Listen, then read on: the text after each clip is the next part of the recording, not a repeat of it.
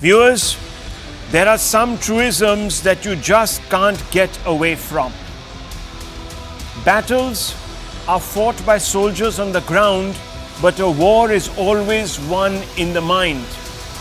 Joan of Arc, the heroine of the 100 Years' War between the French and the British, immortalized these words.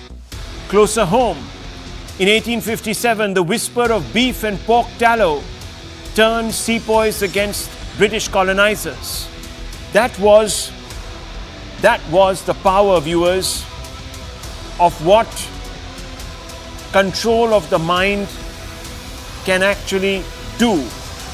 The mutiny almost won us our independence. Psyops are as old as history.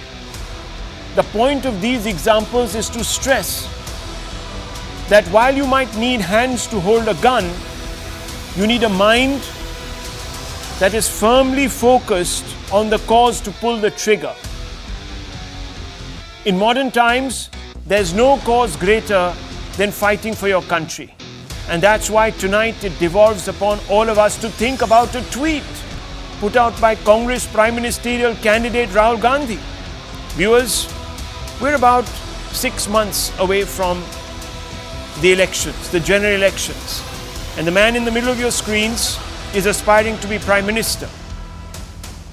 The army was so obviously concerned about the impact of his remarks on Twitter on the morale of our forces that it had to tweet. It was forced to enter the political theatre. Now this is verging on the unprecedented. The army in India holds itself to the highest professional standards. Unlike failed state Pakistan, the Indian army is above politics, viewers. But Rahul Gandhi's tweet had to be rebutted. After the martyrdom of the soldier on Siachen, Rahul Gandhi implied that the Agniveer policy, the recruitment policy, leaves the family of a martyred soldier without any financial recourse. That, in a sense, there was little value in laying down your life for your nation. Imagine, viewers, if that message became embedded in a soldier's mind. But first, let's just take you through that very concerning tweet by Rahul Gandhi. What does he say? He says, the news of the martyrdom of Agniveer Gawate Akshay Laxman in Siachen is very sad. My deepest condolences to his family.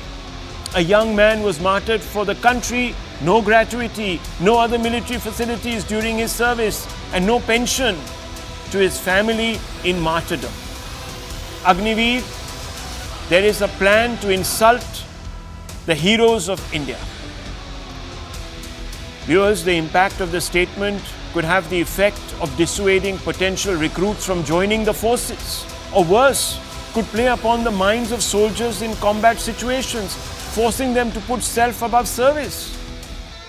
Why would you want to die for a cause that will go unheralded?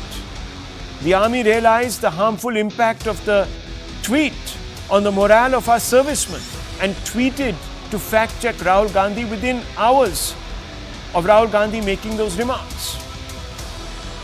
So what has the army said? Viewers, the army has said that it pays out non-contributory insurance of 48 lakhs. It's not as if an Agniveer goes unheralded.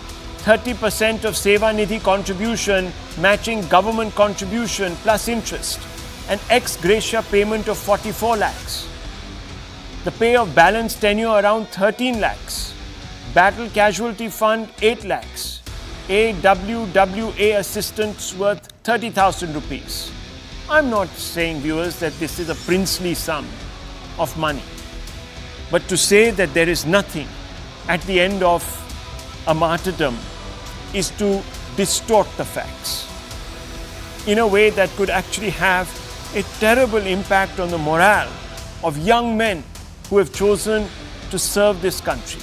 What the Congress chooses to ignore is that the Agniveer emolument policy is only marginally different from its older variants. Agniveer gets a lump sum of 11.71 lakh after 4 years, while retired soldiers get lump sum as gratuity. No canteen medical services for Agniveers, yes, that's been done away with, and no lifetime pension post-retirement for Agniveers. But they are released into society within 4 years as young men with a corpus of funds. Many leading military powers also have Agniveer-like policies, but you won't see many mainstream politicians in those countries going out of their way to convince military men that their sacrifices are destined to go unrewarded by an apathetic state. Let me walk you through the policies in other nations. In the United States, male citizens aged 18 to 25 are required to register for selective service. Viewers. Recruits are enrolled for 4 years and must serve 4-year reserve period. Army officer offers a bonus of $35,000 in all career fields to new recruits.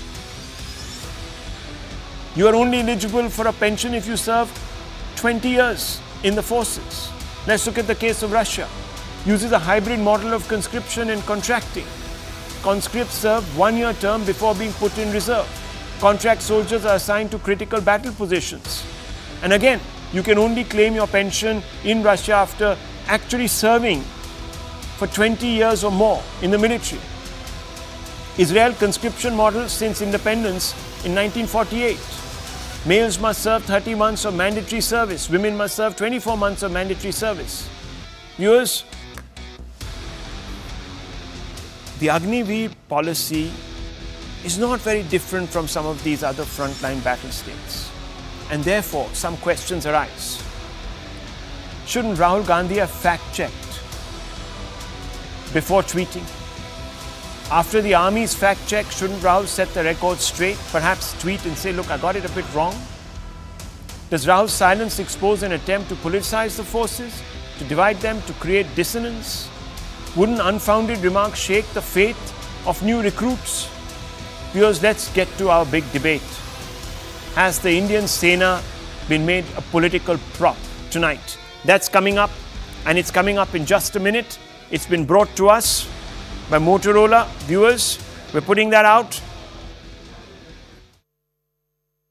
Hello, Moto.